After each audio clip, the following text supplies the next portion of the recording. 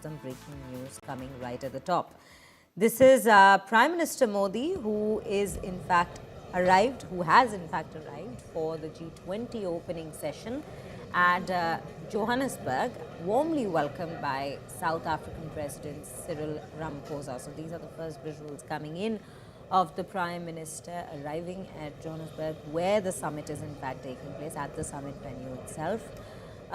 Remember, he had in fact arrived in Johannesburg earlier, yesterday itself, when he in fact received a very grand and warm welcome from a cultural one at that, and a traditional one at that, from the South African side as well as the Indian diaspora who are based out of South Africa.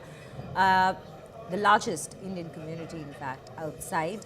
And the G20 Summit, if we speak of, it is the 20th G20 Summit, and here we see President Cyril Ramaphosa extending a warm welcome to Prime Minister Narendra Modi at the G20 Summit in Johannesburg. And there's a lot riding on this very summit. There's lots that's already happened, controversies that have taken place. More importantly, all eyes are on this particular summit in terms of what are the agendas that shall be pushed forward in the very summit, which is themed as solidarity, equality and sustainability. We will in fact cut across and go to Geeta Mohan, who has joined the broadcast to in fact put more context into these very visuals that we are now receiving.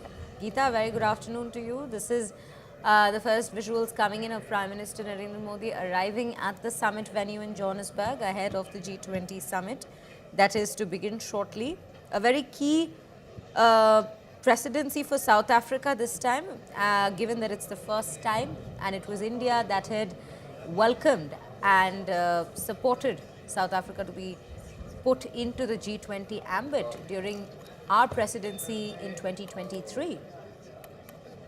Well, there's so much of symbolism attached to this entire visit because this is the first Africa G20 summit. Remember, it was India that pushed for African Union's membership into the G20, and now South Africa is hosting the G20, and also a very important venue. It is at the exhibition center, which is near the famous Soweto township that was home to Nelson Mandela. So a lot of symbolism, importance being attached to Africa being part of this entire G20 grouping. So there is going to be a lot of conversation at a time when we're seeing global markets, economies really struggle to talk about emerging economies, to focus on those areas that and the countries where there are long-standing problems because of poverty. So workforce nations and how their concerns are going to be voiced. India certainly is a leader and has played a leadership role when it comes to the global south. And Prime Minister Modi's focus is going to be that.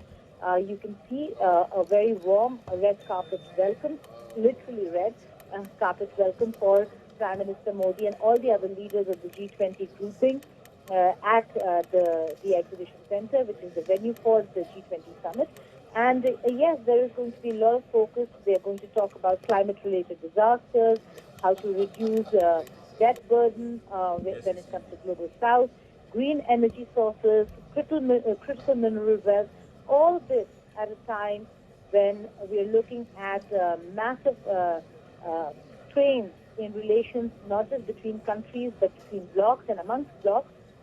The Trump administration decided not to represent themselves, so President Trump is not going to be there for this summit, and there certainly is a huge problem between the U.S. and South Africa when it comes to the Gaza question and Israel. South Africa leading that voice against Israeli action in Gaza is one of the primary reasons why there is an absolute boycott.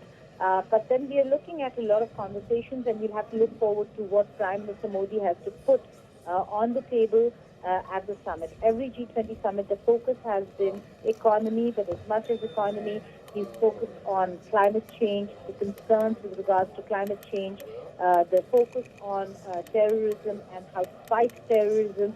India has been victim of terrorism, and it has only grown in the recent past, coming from Pakistan. So cross-border terrorism is an issue. Prime Minister Modi already met with and engaged the Indian diaspora in South Africa yesterday, and he not only met with the Indian community, but he's also engaging leadership-level corporate honchos in South Africa, which included NASPER's chairman and CEO, to expand technology companies' investments in India. That's a growing digital market for not just the region, for Africa, but for the world as well. So he is engaging a lot of the leaders on the sidelines of the summit that is going to begin, like you said, in just moments from now, after all the leaders arrive at the venue. So the arrivals of leaders have begun, and soon we'll be seeing how the leaders take stock of progress in cooperation in diverse areas, which include economy, defense, trade, terrorism, counter-terrorism particularly, and what every country has to say. But India, like it has been doing in the past few summits, is also going to talk about the role that Global South has to play in ensuring that the growing inequality, global inequality, is addressed. Absolutely, Geeta. And when we speak of the theme for this year, and you've made some very pertinent points with regards to the G20 and how symbolic India attending this very G20 is, given the shared history both the nations have, and as well as the role that India played into bringing South Africa into the very G20 ambit itself. But just focusing on this year's South African presidency over the G20 summit. If we look at the theme, it's solidarity, equality, and sustainability.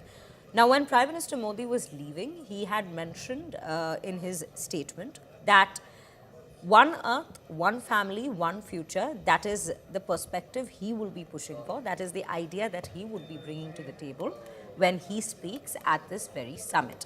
And also, of course, our vision of Vasudhaiva Kutumbakam would also play a role in this very summit. So when we speak of the theme for this year, and when we speak of what the Prime Minister said he would be bringing to the table, he would be pushing forward, how are we matching the two? The Vasudhaiva Kutumbakam, that's one earth, one family, one future, was the motto of G20 that is held in India. And he's just taking that forward in South Africa as well, where they're talking about equality, sustainability, and that certainly is going to be the focus of his statement, the country statement of India, when the leadership meet and when the leaders summit begins. Because that certainly is the focus area right now, not particularly of the Global South, but also of many countries where they are facing massive economic issues, and nothing can be addressed unless and until you start looking at sustainability in a holistic manner, which is what Prime Minister Modi has been pressing upon, which is what India has been pressing upon for a while now, that unless and until there is equality in how countries treat each other, there is going to be no forward movement. There cannot be a common future. Mutual interests will not align unless and until countries align their interests. So that's certainly going to be the focus, Shreya. Right.